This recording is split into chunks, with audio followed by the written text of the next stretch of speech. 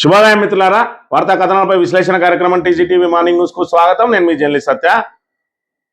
ముందుగా రాష్ట్రంలోని ప్రధాన వార్తలను వివరించే ముందు నేడు యావత్ తెలంగాణ ప్రజానీకానికి ఒక సుదినం.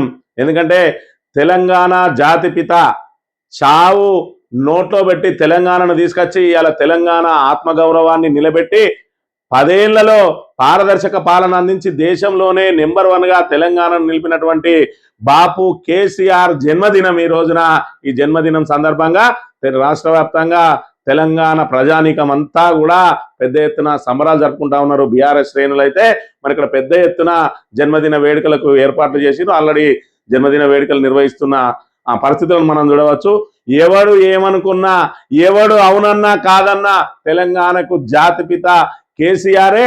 ఖచ్చితంగా బాపు కేసీఆర్ అనేది మరి ఇక్కడ ఆయనను ఎంతగా మనం పొగిడినా అది ఆయనకు తక్కువే. చంద్రునికో నూలు పోగన్న చందంగా ఇవాళ తెలంగాణ ఆత్మగౌరవాన్ని నిలబెట్టి మరి 4 కోట్ల తెలంగాణ ప్రజల ఆకాంక్షను నెరవేర్చినటువంటి బాపు కేసీఆర్ జన్మదినం అంటే యావత్ తెలంగాణ ప్రజానీకానికి కూడా మరి ఇక్కడ అది ఒక పండగ దినం అని చెప్పక తప్పదు. ఇక మున్సిపాలిటీల్లో ఏదైతే 40% కూడా ఓట్లు సాధించలేని కాంగ్రెస్ ప్రభుత్వం అడ్డదారుల ద్వారా ఏదైతే మున్సిపాలిటీలను కైవసం చేసుకోవడానికి కోరం ఉన్న ఏదైతే ప్రతిపక్షాలకు కోరం ఉన్న చోట కూడా మరి ఇక్కడ పోలీసులను అడ్డం పెట్టుకొని అడ్డదారులు దొక్కి పెద్ద ఎత్తున ప్రలోభాలకు గురి చేసి మున్సిపాలిటీలను కైవసం చేసుకోవడమే కాకుండా మరి ఇక్కడ కేతనపల్లి, అదేవిధంగా తొర్రూరు, జనగామ లాంటి చోట్ల మరి ఏదైతే ఆ పటిష్టమైన మెజార్టీ కలిగిన బీఆర్ఎస్ ను ఆడ ఎన్నికలు జరగకుండా పోలీసులను అడ్డం పెట్టుకొని నిలువరించి ఎన్నికలను వాయిదా వేసిన పరిస్థితి. మరోవైపు తొర్రూరులో ఆల్రెడీ వరంగల్లో అయితే మెంబర్షిప్ గా పొందినటువంటి ఎంపీ కడియం కావ్య మరి అక్కడ కూడా మళ్ళీ మెంబర్ గా నమోదు చేసుకోవడం పెద్ద ఎత్తున దుమారం రేగుతున్న పరిస్థితి మనం ఇక్కడ చూడవచ్చు. వార్తా కథనాలను కనుక పరిశీలించినట్టయితే నాడు నేడు రేపు ఒకే ఒక్కడు బాపు. 25 ఏళ్లుగా తెలంగాణ రాజకీయాలకు కేంద్రం కేసీఆర్. తెలంగాణకు సర్వనామం విశేషం ఆయనే. ఎవరికీ దక్కనంత చెక్కు చెదరని ప్రజాభిమానం ఆయన సొంతం. ఎవరి ప్రసంగమైనా కేసీఆర్ ప్రస్తావన లేకుండా పూర్తి కాదు. ఆయన పేరెత్తకుండా మాట్లాడలేని స్థితిలో నేతలు, పార్టీలు. ఒకే ఒక్కడు, ఎవడు అవునన్నా కాదన్నా నాడు నేడు రేపు. అసలు కేసీఆర్ లేకపోతే తెలంగాణ లేదు. మలిదశ ఉద్యమాన్ని మరి ఇక్కడ ఏదైతే స్వతంత్ర పోరాటం లాగా నెత్తురు చుక్క రాలకుండా శాంతియుతంగా నిర్వహించి పోతే నేను పోతా కానీ తెలంగాణ ప్రజానీకం ఎవరు కూడా ఆత్మహత్యలు చేసుకోవద్దని విద్యార్థులు ఎవరైతే ఆత్మహత్యలకు పాల్పడతా ఉన్నారో వాళ్ళందరికీ ధైర్యం కల్పించి ఇక నా చావే చివరి చావు కావాలి అని చెప్పి మరి ఇక్కడ ఆమరణ నిరాహార దీక్ష తీసుకొని ఇలా కేంద్రం మెడలు వంచి కాంగ్రెస్, కేంద్రంలో అప్పుడున్న కాంగ్రెస్, రాష్ట్రంలో అప్పుడున్న కాంగ్రెస్ ప్రభుత్వాల మెడలు వంచి తెలంగాణ సాధించిన ధీరుడు మరి ఇక్కడ కేసీఆర్ అని చెప్పక తప్పదు. గర్వంగా చెప్పుకునే వారికైనా, గర్వం తలకెక్కిన వారికైనా ఆయన పేరెత్తకుండా రోజు గడవదు తెలంగాణలో. నేషనలో, లోకలో, పార్టీ లీడరో, క్యాడరో, ఎన్నికలైనా ఎన్నేళ్ళైనా ఆయన పేరెత్తకుండా రాజకీయం నడవదు తెలంగాణలో. సకల జనహిత పథకాలైనా, సంక్షేమ కార్యక్రమాలైనా ఆయన ఆనవాళ్ళు లేకుండా ముందుకేగవు తెలంగాణలో. పండుగ అయినా, ఫంక్షన్ ఏదైనా, బరాత్ అయినా, దావత్ అయినా ఆయన పాట మోగకుండా ధూమ్ధాం పూర్తి కాదు తెలంగాణలో. నలుగురు కూడి నవ్వే వేళలా, నలుగురు కలిసి నడిచే దారలా, సంబరాల్లో అయినా, సందర్భం ఏదైనా ఆయన పేరు తలవకుండా ఉండలేరు తెలంగాణలో. అందుకే నిన్న నేడు రేపు తెలంగాణ అంటే కేసీఆర్, కేసీఆర్ అంటేనే తెలంగాణ. తెలంగాణ తప్ప వేరే ఏది ఆశించని ఉద్యమకారుడు కేసీఆర్. తెలంగాణ ప్రజలు తప్ప మరెవరిని లెక్క చేయని మొండోడు కేసీఆర్. తెలంగాణ ప్రగతి తప్ప మరేది పట్టించుకోని పాలకుడు కేసీఆర్. తెలంగాణ ప్రయోజనాలు తప్ప మరేది పట్టని పరిరక్షకుడు కేసీఆర్. స్వాప్నికుడు, సాధకుడు, సాహసికుడు కేసీఆర్. ఆయన తెలంగాణ రూపు మార్చిన బాపు, దగాపడిన జాతిని దాస్య విముక్తం చేసిన జాతిపిత. హ్యాపీ బర్త్డే కేసీఆర్ అని మారుమోగుతా ఉన్నది తెలంగాణ. ఎందుకంటే ఇప్పుడే తెలుస్తా ఉన్నది అసలు తెలంగాణ ఏదైతే ఎవరి మీద మనం పోరాటం చేసి సాధించుకున్నామో, ఎవరినైతే ఎదిరించి మరి ఇక్కడ మనం తెలంగాణను ఏదైతే మరి ఇక్కడ సుదీర్ఘకాలం పోరాటం చేసి మనం ఇలా తెలంగాణను ఆత్మగౌరవంగా నిలబడి ఉన్నామో తెలంగాణలో, ఎవరైతే మనల అమాయకమైన తెలంగాణను ఆంధ్రాతోటి ముడివేసి మనలా ఏదైతే ఆ సీమాంధ్ర నాయకులకు బానిసలుగా చేసిందో ఆ పార్టీనే మనం అవన్నీ మర్చిపోయి ఎలా నెత్తికెత్తుకుంటే ఆనాటి రోజులు తీసుకొస్తా అన్నటువంటి ఆ పార్టీ మళ్ళీ ఏదైతే ఉమ్మడి ఆంధ్రప్రదేశ్లో ఏ విధంగా అయితే ఆకలి కేకలు నీటి కోసం మరి ఆర్తనాదాలు, రైతుల ఆవేదనలు, మరి అదేవిధంగా ఆడబిడ్డల ఆత్మఘోష ఏ విధంగా అయితే ఉండేదో ఇవాళ అదే పరిస్థితులను తీసుకొని వచ్చింది రేవంత్ రెడ్డి ప్రభుత్వం అని చెప్పక తప్పదు. మరి ఇక్కడ కేసీఆర్ తెలంగాణ వచ్చిన తర్వాత అప్పుడే పుట్టిన పురిటి బిడ్డ తెలంగాణను దేశంలో నెంబర్ 1 చేయడానికి అనేక రకాలైనటువంటి మరి ఇక్కడ పథకాలు అయితేంది, కార్యాచరణ అయితేంది, సంక్షేమము అభివృద్ధిని సమపాలలో ముందుకు తీసుకొచ్చి ఇలా వ్యవసాయాన్ని దండగా అన్న చోటనే వ్యవసాయాన్ని పండగ చేసి మరి ఇక్కడ భారతదేశంలోనే ఎక్కువ మొత్తంలో వరి పండించేటువంటి పంజాబ్ రాష్ట్రాన్ని తలదన్ని నెంబర్ 1లో నిలిపిండు. మరి ఇక్కడ కేసీఆర్ దానికోసం ఒక్క రోజులో రాలేదు. తెలంగాణ ఉద్యమ కాలం నుంచే మనం తెలంగాణను సాధించిన తర్వాత ఏ విధంగా ముందుకు పోవాలని చెప్పి సుదీర్ఘకాలం ఒక ఆలోచన చేసి ఒక కార్యాచరణ చేపట్టి ఇలా తెలంగాణను ముందుకు తీసుకుపోతా ఉంటే ఇవాళ అబద్ధాలు, అసత్యాలు, అర్ధసత్యాలు, అదేవిధంగా మరి ఇక్కడ కేసీఆర్ కుటుంబం మీద ఏదైతే ఆ ఈర్ష్య ద్వేషాలను నూరిపోసి మరి ఇక్కడ కుట్రలు కుతంత్రాలతోటి అధికారం చేపట్టింది. దానికి ఏదైతే 6 గ్యారంటీల పేరుతోటి 13 అంశాలను చేర్చి 420 అబద్ధపు హామీలు ఇచ్చి ఒక ఏదైతే అసత్యాల పుట్టలాంటి మేనిఫెస్టోను తయారు చేసిండు ఇక్కడ మంతని ఎమ్మెల్యే దుద్దిల్లా శ్రీధర్ బాబు. మరి అలవిగాని హామీలను ఇచ్చి అరచేతిలో వైకుంఠం చూపించి ఇవాళ గద్దెనెక్కినటువంటి కాంగ్రెస్ ప్రభుత్వం అందులో ఎన్నో కొన్ని అన్నా చేయగలుగుతా ఉన్నదానంటే అన్నిటికీ మంగళం పాడుతా ఉన్నది. నిన్నటి రోజున చూసినాం. మీరు సంక్షేమ పథకాల గురించి ప్రభుత్వం వైపు చూడద్దు, పంచడానికి మా దగ్గర భూములు లేవు కాబట్టి ఎస్సీ ఎస్టీలకు భూములు ఇచ్చే ప్రసక్తే లేదని చెప్పి కుండబద్దలు కొట్టిండు. మరి ఇక్కడ ఏదైతే రేవంత్ రెడ్డి అదేవిధంగా నిరుద్యోగ భృతి మేము చెప్పనే లేదంటాడు బట్టి విక్రమార్క. మరోవైపు మహేష్ కుమార్ గౌడ్ మా పీరియడ్ మొత్తంలో 2 లక్షల ఉద్యోగాలు ఇస్తామంటాడు. మేము వచ్చిన మొదటి సంవత్సరం లోపే 2 లక్షల ప్రభుత్వ ఉద్యోగాలు కల్పిస్తామని చెప్పి నిరుద్యోగులకు ఆశ పెట్టి ఏకంగా రాహుల్ గాంధీ ద్వారా ప్రకటన చేయించి ఇలా మహేష్ కుమార్ గౌడ్ దాన్ని మేము 5 ఏళ్లలో అన్నాం కానీ మొదటి ఏడాదిలో అనలేదు అని చెప్పి మరి నిరుద్యోగుల ఆశల మీద కూడా నీళ్లు చల్లిండు. రైతు భరోసా పేరుతోటి వాళ్ళు 10,000 ఇస్తాను, మేము 15,000 ఇస్తాం, వాళ్ళు 2 పంటలకే ఇస్తాను, 3వ పంటకు ఎవరు ఇస్తారని చెప్పి ఆశ పెట్టిండు. మరి ఇక్కడ ఆ 15,000ను 12,000కు తెచ్చిండు. ఆ 12,000కు విడతల వారీగా 6,000 చొప్పున ఇస్తున్నాడా అంటే ఆల్రెడీ 2 విడతలు ఎగ్గొట్టిండు. మన డిసెంబర్కి రావాల్సిన దాన్ని ఇప్పటి వరకు కూడా రైతు భరోసా అయ్యలేదు. రైతు భరోసాకు తోడు ఏదైతే ఓట్లప్పుడు ఆ రోజు రైతు బంధు, ఏదైతే నాట్లప్పుడు ఆ రోజు రైతు బంధు వస్తే ఓట్లప్పుడు మాత్రమే ఈ రోజు రైతు భరోసా ఇవ్వడానికి రేవంత్ రెడ్డి దాన్ని ఓట్ల కోసం వాడే సంక్షేమ పథకాన్ని ఓట్ల యంత్రంగా మారుతా ఉన్న పరిస్థితిని మనం చూడాలి. ఇన్ని కుట్రలు జరుగుతున్న తెలంగాణలో తెలంగాణకు శ్రీరామ రక్ష లాంటి మరి ఇక్కడ బీఆర్ఎస్ నిలబెట్టుకోవాల్సిన బాధ్యత ఇవాళ తెలంగాణ ప్రజానీకం మీద ఉన్నది. మున్సిపాలిటీలో 40% ఓట్లకు ఏ విధంగా అయితే పరిమితం చేసిందో రాబోయే పరిషత్ ఎన్నికల్లో కూడా వాళ్ళను 20% కూడా రాకుండా కట్టడి చేయగలిగినప్పుడే వాళ్ళు ఇచ్చిన అబద్ధపు హామీలు, మోసపు హామీల్లో ఎన్నో కొన్ని అయినా కూడా మరి ఇక్కడ అమలు చేసినా అమలు చేయకపోయినా కనీసం తెలంగాణను దోచుకోకుండా వాళ్ళ బారి నుంచి కాపాడుకున్న వాళ్ళం అవుతామనే విషయాన్ని మనం ఇక్కడ గమనించాలి. కేసీఆర్ జన్మదినాన్ని పురస్కరించుకొని ఇవాళ యావత్ తెలంగాణ ప్రజానీకం ఒక ప్రతిజ్ఞ చేయాలి. కాంగ్రెస్ కు హటావో, తెలంగాణకు బచావో అని నినాదాన్ని ఎత్తుకోవాల్సిన అవసరం ఉన్నది. ఇక్కడ చూసుకున్నట్టయితే దారి కాచి కాంగ్రెస్ దాదాగిరి, మేయర్ మున్సిపల్ చైర్మన్ల ఎన్నికల వేళ బరితెగింపు, యథేచ్ఛగా అధికార పార్టీ ప్రలోభాల పర్వం, పోలీసుల అండతో రెచ్చిపోయిన నేతలు, దొడ్డిదారిన హంగు బల్దేయాల హస్తగతం, బీఆర్ఎస్ కు ఆధిక్యం ఉన్న చోట దౌర్జన్యం, భయభ్రాంతులకు గురి చేసేలా దాడులు, బీఆర్ఎస్ స్వతంత్ర కౌన్సిలర్ల కిడ్నాప్లు, జనగామలో కోరం ఉన్న ఎన్నిక వాయిదా, తొర్రూరులో ఎన్నికల ప్రక్రియ అపహాస్యం, కేతనపల్లిలోను కాంగ్రెస్ అరాచకం అని చెప్పి అన్ని రకాల ప్రలోభాలు పనిచేయక ప్రజాక్షేత్రంలో భంగపాటు ఎదుర్కొన్నటువంటి కాంగ్రెస్ అసహనంతో రగిలిపోతున్నది. అధికారాన్ని అడ్డం పెట్టుకుని మున్సిపల్ చైర్మన్ ఎన్నికల్లో కుతంత్రాలకు తెరలేపింది. దొడ్డిదారిన మున్సిపాలిటీ హస్తగతం కోసం దాదాగిరికి దిగింది. ప్రజా తీర్పును అపహాస్యం చేస్తూ కిడ్నాపులు, దాడులకు పాల్పడ్డది. జనగామలో బీఆర్ఎస్ కౌన్సిలర్లు మున్సిపల్ ఆఫీసుకు వెళ్లకుండా కాంగ్రెస్ నాయకులతో కలిసి పోలీసులు అడ్డుకున్నారు. పూర్తి కోరం ఉన్నప్పటికీ చైర్మన్ ఎన్నికను వాయిదా వేయించారు. తొర్రూరు, కేతనపల్లిలోనూ అదే పరిస్థితి. నేతల దౌర్జన్యానికి పోలీసులు అధికారులు దగ్గరుండి సహకరిస్తా ఉన్న పరిస్థితి. అయినప్పటికీ కూడా అవన్నిటిని కూడా దాటి మీరు ఒక్క మున్సిపాలిటీ గెలుచుకున్నా కూడా నేను మూతు మీసాలు గీకించుకుంటా అన్న సన్నంగా మాట్లాడిండు వెంకటరెడ్డి. ఎందుకంటే ఆయనకు మూతు మీసాలు ఏ విధంగా ఉండేవి కాబట్టి మరి నేను దేనికంటే దానికనే సిద్ధం అని చెప్పిన మనిషి. ఇవాళ ఇప్పటికే 18 ఖాతాలు వేసుకున్నారు. తొర్రూరు బీఆర్ఎస్ ఖాతాలో పడబోతా ఉన్నది, జనగామ బీఆర్ఎస్ ఖాతాలో పడబోతా ఉన్నది, మరి ఇక్కడ కేతనపల్లి బీఆర్ఎస్ ఖాతాలో పడబోతున్నది. ఇంకో రెండింటి కూడా మరి ఖాతాలో పడే అవకాశం ఉన్నది. మొత్తంగా మరి 18 ఇప్పటికే ఉన్నాయి. ఈ 3 వేసుకున్నా కూడా 21 స్థానాలకు ఎగబాకుతా ఉన్నది. ఆ రోజున 2 స్థానాలకే పరిమితమైంది కాంగ్రెస్. ఇవాళ మరి ఆ రోజు 5 సంవత్సరాలు పరిపాలన తర్వాత ఏకపక్షంగా బీఆర్ఎస్ కు పట్టం కట్టిర్రు పట్టణ ప్రజలు, పుర ప్రజలు. ఇవాళ 2 ఏళ్ల తర్వాతనే చీకొట్టిర్రు కాంగ్రెస్ ను. పుర ప్రజలు 40% కూడా ఓటు షేర్ సాధించలేకపోయింది కాంగ్రెస్ పార్టీ అనే విషయాన్ని మనం ఇక్కడ ప్రధానంగా గమనించాలి.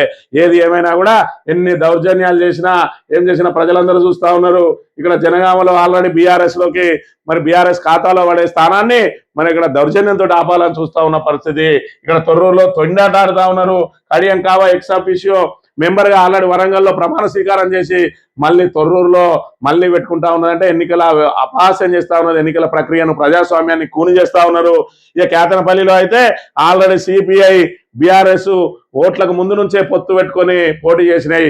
వాళ్లను సమయానికి వాళ్ళకు పోకుండా అడ్డుకొని మరి ఇక్కడ ఆ సిపిఐ సభ్యులను తమ వైపు ప్రలోభాలు పెట్టి లాక్కునే ప్రయత్నం చేస్తే సిపిఐ సభ్యులు ఖచ్చితంగా నిన్న ప్రెస్ మీట్ పెట్టి మరీ చెప్పిండ్రు, మేము ఖచ్చితంగా బీఆర్ఎస్ కు ఎన్నికల ముందే మేము ఒక అవగాహనకు వచ్చినాం, మేము కలిసి పోటీ చేసినాం, కలిసే కొనసాగుతామని చెప్పిన పరిస్థితిని కూడా మనం ఇక్కడ చూడవచ్చు.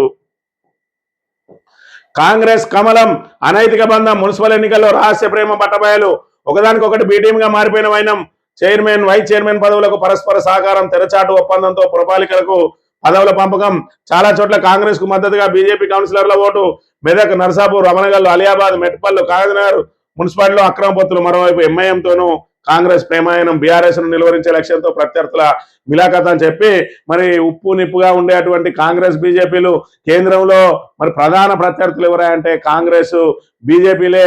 పాము ముంగిసల్లాగా ప్రధాని మోడీ మీద నిత్యం ఆరోపణలు చేసుకుంటూ తిరుగుతాడు రాహుల్ గాంధీ. ఇక్కడనేమో మరి ఒకరికొకరు అనుబంధం పెనవేసుకోపోతా ఉన్నది. ఇక్కడ కాంగ్రెస్ అదేవిధంగా బీజేపీలు మిత్రపక్షాలుగా మారిపోయినాయి. అక్రమ కలయికలతోటి, అక్రమ పొత్తులతోటి. ఇక్కడ ఓన్లీ మున్సిపాలిటీలోనే కాదు, మనం చూస్తూనే ఉన్నాం. ఇక్కడ కిషన్ రెడ్డి కానీ, బండి సంజయ్ కానీ, కొండ విశ్వేశ్వర రెడ్డి కానీ, మరి ఇక్కడ రఘునందన్ రావు కానీ ఇక్కడ ఏదైతే కాంగ్రెస్ ప్రభుత్వాన్ని విమర్శించకుండా ఇంకా ప్రతిపక్షాల మీద ఆరోపణలు చేస్తేనే కొనసాగుతూ రేవంత్ రెడ్డికి సహకారం అందిస్తా ఉన్నారు. మరి అందులో భాగంగానే ఇక్కడ మున్సిపల్లో కూడా బయటపడ్డది వాళ్ళ అక్రమ బంధం అనే విషయాన్ని మనం ఇక్కడ గమనించాలి. ఇక రిటైర్ బెనిఫిట్స్ రాక అనారోగ్యం, 2 ఏళ్ళు అధికారుల చుట్టూ తిరిగి వేసారి పోయి ప్రొఫెసరు మరి ఇక్కడ రిటైర్మెంట్ బెనిఫిట్స్ రావు, వాళ్ళ పెండింగ్ డిఏలు పరిష్కారం కావు, ఉద్యోగులకు పిఆర్సీ అమలు కాదు, మేము మాత్రం మరి ఇక్కడ ఏదైతే ఇందిరమ్మ రాజ్యం ప్రజాపాలన అందిస్తున్నాం, పారదర్శక పాలన అందిస్తున్నాం అంటాడు. మరి ఏది రేవంత్ రెడ్డి రిటైర్మెంట్ అయిన వాళ్ళకి ఇంకెన్నడిస్తావు డబ్బులు అంటే దానికి మాత్రం సమాధానం ఉండదు ఈ ప్రభుత్వం దగ్గర. ఇక ప్రైవేట్ జాగాలకు కంచెలు వేస్తారా, అది ప్రభుత్వ స్థలమని మీరెట్లా నిర్ధారిస్తారు? ఏ విధానం కింద ఈ చర్యలు చేపడతారు? హైడ్రాను నిలదీసిన హైకోర్టు ధర్మాసనం హైడ్రాకు వ్యతిరేకంగా 400కు పైగా పిటిషన్లు. హైడ్రా అనేది మరి ఇక్కడ ఏదైతే స్వతంత్ర రాజ్యాంగేతర శక్తిగా మరి ఇక్కడ వ్యవహరిస్తా ఉన్నది. హైదరాబాద్ లో ఏదైతే రాజకీయ కుట్రలకు, రాజకీయ కక్ష సాధింపులకు వేదికగా మారింది హైడ్రా. మరి ఉన్నోళ్ళకు రక్షణ కవచంగా మారింది, లేనోళ్ళ ఇళ్లను మాత్రం ఎక్కడికక్కడ కూల్చేస్తా ఉన్నది. మరి కొంతమంది ఎవరైతే పేదలో, నిరుపేదలో, మధ్యతరగతి వాళ్ళు ఉంటే వాళ్ళ ప్రైవేట్ స్థలాలకు కూడా ఇది ప్రభుత్వ స్థలం అని బాజాప్తా బోర్డులు పెడతా ఉన్నది. మరి మీరెట్లా నిర్ధారిస్తారు అని చెప్పి హైకోర్టు ఎన్నిసార్లు మొట్టికాయలు వేసినా మరి హైడ్రాలో మాత్రం మార్పు రావడం లేదనే విషయాన్ని మనం ఇక్కడ గమనించాలి. నిన్న రోజున జేఈఈ మరి ఇక్కడ ఫలితాలు వెలువడ్డాయట. వివాన్ శరద్ అనే తెలంగాణ విద్యార్థికి మరి 100కు 100 మార్కులు వచ్చినాయి. మొత్తం యావత్ భారతదేశంలో 12 మందికి వస్తే అలా తెలంగాణ నుంచి కూడా మరి వివాన్ శరద్ కు 100 మార్కులు సాధించడం మరి ఇక్కడ ఆయన ఏదైతే కృషికి, పట్టుదలకు నిదర్శనంగా చూడవచ్చు. ఇక ప్రాణాలు పోతున్నా పట్టదా, 2 ఏళ్లలో 142 మంది కలుగీత కార్మికుల మృత్యువాత, శాశ్వత దివ్యాంగులుగా మారిన 174 మంది రూపాయి కూడా విడుదల చేయని రేవంత్ సర్కార్, పరిహారం అందక బాధిత కుటుంబాల తిప్పలు, ఎన్నికల హామీల్లో ఒక్కటి అమలు చేయని వైనం, కాంగ్రెస్ ప్రభుత్వంపై గౌడన్నల తిరుగుబాటు, నేడు ఇందిరా పార్క్ వద్ద మహాధర్నా. ఇక గౌన్లకు మొత్తం మేము ఏదో కాటమయ్య కిట్లు ఇస్తానం అని చెప్పి పెద్ద ఎత్తున ఉదరగొట్టిండు. కాటమయ్య కిట్లు లేదు వాళ్ళకు. మరి ఇక్కడ ఏదైనా ప్రమాదవశాత్తు పడిపోయి వికలాంగులైనా లేకపోతే ఫ్రాక్చర్లైనా పూర్తిగా చనిపోయిన వాళ్ళకి ఇచ్చే నష్టపరిహారం కూడా ఇవ్వకుండా గౌడన్నలను వేధిస్తా ఉన్నది కాంగ్రెస్ ప్రభుత్వం అనే విషయాన్ని మనం ఇక్కడ చూడవచ్చు. సాక్షి దినపత్రిక విషయానికి వస్తే మహిళల చేతికే మంత్రదండం, పీఠాల్లో చైర్పర్సన్, మేయర్ స్థానాల్లో అతివలు, పురపోరులో మహిళా ప్రభంజనం, జనరల్ కేటగిరీలోనూ మహిళలకు దక్కిన అవకాశం, పాలనలో స్వతంత్ర నిర్ణయాలు తీసుకుంటే మరింత రాజకీయ భవిష్యత్తు. రాష్ట్రంలో మొత్తం మీద బీసీలకు 58% పదవులు. ఎవడు చూడు బీసీలకు 58% పదవులు వచ్చినాయి. బీసీలకు గొప్పగా ఏదో ఈ పార్టీ ఆ పార్టీ చేసినట్టు చెప్తా ఉన్నారు. ఇలా స్థానిక సంస్థలకే బీసీలు పరిమితం అవుతా ఉన్నారు. ఖచ్చితంగా బీసీలకు రాజ్యాధికారం రావాలంటే మరి ఇక్కడ అంబేద్కర్ పెట్టినటువంటి ఏదైతే రిజర్వేషన్ విధానం ఉన్నదో ఆ రిజర్వేషన్ విధానం అనేది ఖచ్చితంగా చట్టసభల్లో కూడా అమలైనప్పుడు మాత్రమే బీసీలకు నిజమైన రాజ్యాధికారం వస్తుంది, సమానత్వం వస్తుంది. కాబట్టి ఖచ్చితంగా 2-3 టర్మ్లైన బీసీలకు ఖచ్చితంగా చట్టసభల్లో మనకి రిజర్వేషన్ ఉండి తీరాల్సిందే. ఇవాళ బీసీలు 42% స్థానిక సంస్థల్లో మరి ఇక్కడ రిజర్వేషన్ కోసం పోరాడడం కాదు, చట్టసభల్లో మన వాటా ఎంత ఉన్నదో మనకు అంత రిజర్వేషన్ కావాలని పోరాటం చేసినప్పుడే బీసీలకు నిజమైన రాజ్యాధికారం వస్తుంది. బీసీలకు రాజ్యాధికారం వస్తేనే ఇవాళ ఓవరాల్గా సమానత్వం అనేది వస్తుంది. మన సమానత్వం వచ్చిన తర్వాత రిజర్వేషన్లు పూర్తిగా ఎత్తేసినా కూడా అందరూ సమానమైపోతారు. ఇక్కడ కుల రాజకీయాలు బంద్ కావాలంటే బీసీలు ముందుగా రాజకీయంగా ఎదిగి పటిష్టంగా తయారైన తర్వాతనే ఈ కుల రాజకీయాలకు చర్మగీతం పాడాల్సి ఉంటుంది. మొత్తం 116 మున్సిపాలిటీలు చైర్పర్సన్ల ఎన్నికలు జరిగినాయి. 105 ఎన్నికలు వాయిదా పడ్డాయి. 11 కాంగ్రెస్కి 81 వచ్చినాయట, బీజేపీకి 1, బీఆర్ఎస్ కు 18, స్వతంత్ర 4, మరి ఏఐఎఫ్బి 1, కార్పొరేషన్ లేడీట్లల్లో కాంగ్రెస్ 5, మరి ఒరిజినల్ గా సాధించింది 2, మిగతా అక్రమ పొత్తులతోటి ప్రలోభాలతోటి మిగతా 3 సాధించింది. బీజేపీ కన్ను లొట్టబోయి మరి ఇక్కడ బయటపడ్డది బండి సంజయ్. ఇవాళ బీఆర్ఎస్ కనుక మరి ఇక్కడ ఏదైతే ఎన్నికలకు దూరంగా ఉండకపోతే బండి సంజయ్ని ఆట ఆడేయడానికి ఆల్రెడీ కాంగ్రెస్ మంత్రులందరూ ఏకమై మరి ఆయన దగ్గర నుంచి పీఠాన్ని లాగేసుకునే ప్రయత్నం చేసిండ్రు. మరి ప్రగల్భాల వరకే బండి సంజయ్ ఇవాళ ఓటింగ్ కనుక బీఆర్ఎస్ దూరం లేకపోతే మరి ఇక్కడ సతికిల పడి కాంగ్రెస్ కు జార విడుచుకునేవాడే స్థానం. మరి అయినప్పటికీ ఏదైతే బీఆర్ఎస్ వ్యూహాత్మకంగా వ్యవహరించి ఏదైతే ప్రజాస్వామ్యాన్ని గౌరవించి ఎవరికైతే ఎక్కువ సీట్లు వస్తాయో మరి వాళ్ళే ఆ పీఠం మీద కూర్చోవాలని చెప్పి న్యాయంగా ఇరు పార్టీలు కూడా మాకు శత్రువులే, మాకు సమాన దూరమే అని చెప్పి పక్కకు జరగడంతో ఇలా మున్సిపల్ కార్పొరేషన్ వాళ్ళ ఖాతాలో పడ్డదనే విషయాన్ని మనం ఇక్కడ గమనించాలి. ఆంధ్రజ్యోతి విషయానికి వస్తే 80% హస్తగతం. 105 మున్సిపాలిటీల్లో 85 కాంగ్రెస్వే.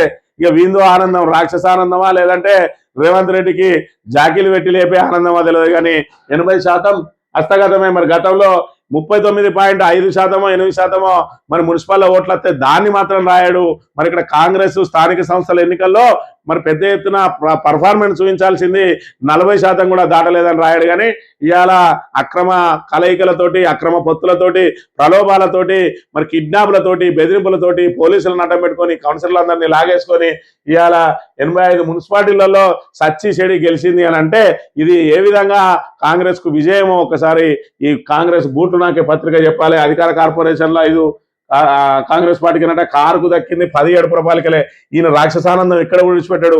మిగతా పత్రికలు 18 అని రాస్తే 18 స్థానాలు సాధించిందని ఈడొక్క స్థానాన్ని మింగుతా ఉన్నాడు.